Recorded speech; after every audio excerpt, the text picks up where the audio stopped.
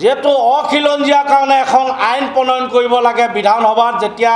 Cabinet বৈঠক হ'ব যেতিয়া মন্ত্ৰী ভাগ বিতৰা হ'ব বা দিয়া হ'ব বিভাগবিলাক যেন আমাৰ খিলঞ্জীয়া মানুহক দিয়াটো আমি অসমীয়া যুৱ মঞ্চই দাবী কৰিছোঁ কাৰণ আমাৰ খিলঞ্জীয়া মানুহে মন্ত্ৰিত্ব পোৱাটো আমি বিচাৰিছোঁ আৰু অসমীয়া যুৱ মঞ্চৰ পৰা এইটো আমি আহিবলগীয়া চৰকাৰখনক আমি সমিতিৰ তৰফৰ পৰা শুভেচ্ছা জনাইছোঁ।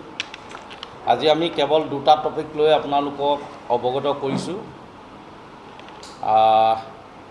প্ৰথম হৈছে 126টা সমষ্টি বিধায়কসকলক আমি অসমীয়া যুৱ মঞ্চ কেন্দ্ৰীয় সমিতিৰ তৰফৰ পৰা তেওঁলোকক আমি শুভেচ্ছা জনাইছোঁ আৰু আহিবলগীয়া বা হ'বলগীয়া যিখন চৰকাৰ এই চৰকাৰখনে কৰিবলগীয়া কাম বহুত আছে। প্ৰথমে আমি চৰকাৰখনক ক'ব বিচাৰিছোঁ যে যেতিয়া মন্ত্ৰী ভাগ বিতৰা হ'ব বা দিয়া হ'ব বিভাগবিলাক যেন আমাৰ খিলঞ্জীয়া মানুহক দিয়াটো আমি অসমীয়া যুৱ মঞ্চই দাবী কৰিছোঁ কাৰণ আমাৰ খিলঞ্জীয়া মানুহে মন্ত্ৰিত্ব পোৱাটো আমি বিচাৰিছোঁ আৰু অসমীয়া যুৱ মঞ্চৰ পৰা এইটো আমি আহিবলগীয়া চৰকাৰখনক আমি দাবী জনাইছোঁ আৰু লগতে নিৰ্বাচন শেষ হোৱাৰ পিছত দুটাকৈ ঘটনা সংঘটিত হৈ গৈছে অসমত যে অখিলঞ্জীয়া মানুহে আমাৰ খিলঞ্জীয়া মানুহক দিন দুপৰতে এগৰাকী মহিলাক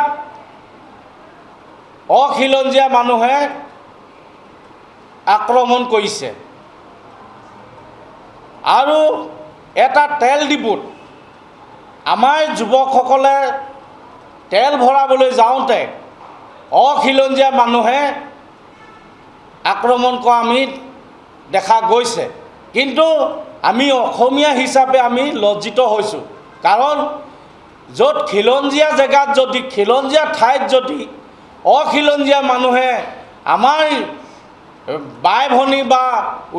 যুৱক যুৱতীক যদি মাৰপিট কৰিবলৈ লয় তেনেহ'লে অসমীয়া হিচাপে আমি ক'ত আছোঁ। সেইকাৰণে আমি যিখন চৰকাৰ এতিয়া গঠন হ'ব বিজেপি চৰকাৰ এই চৰকাৰক আমি ক'ব বিচাৰিছোঁ যে এখন আইন উলিয়াবৰ বাবে অখিলঞ্জীয়া মানুহৰ কাৰণে যিহেতু খিলঞ্জীয়া নিৰাপত্তা নাইকিয়া হৈছে সেইকাৰণে খিলঞ্জীয়াৰ নিৰাপত্তা সুনিশ্চিত কৰাৰ কাৰণে আমি চৰকাৰক দাবী জনাইছোঁ আৰু যেহেতু অখিলঞ্জীয়াৰ কাৰণে এখন আইন প্ৰণয়ন কৰিব লাগে বিধানসভাত যেতিয়া কেবিনেট বৈঠক হ'ব এই কেবিনেট বৈঠকত আমাৰ অখিলঞ্জীয়া মানুহৰ কাৰণে এখন আইন আনিব লাগে কাৰণ খিলঞ্জীয়া মানুহৰ আজি নিৰাপত্তা নাইকিয়া হৈছে আৰু সেইকাৰণে আজি আমি অসমীয়া যুৱ মঞ্চই আজি আমি দিছপুৰ প্ৰেছ ক্লাবত সংবাদমেল যোগেদি দাবী জনাইছোঁ চৰকাৰক আৰু এই চৰকাৰে এই ব্যৱস্থা গ্ৰহণ কৰিব। যিকোনো খবৰৰ বাবে যোগাযোগ কৰক আমাৰ এই নম্বৰত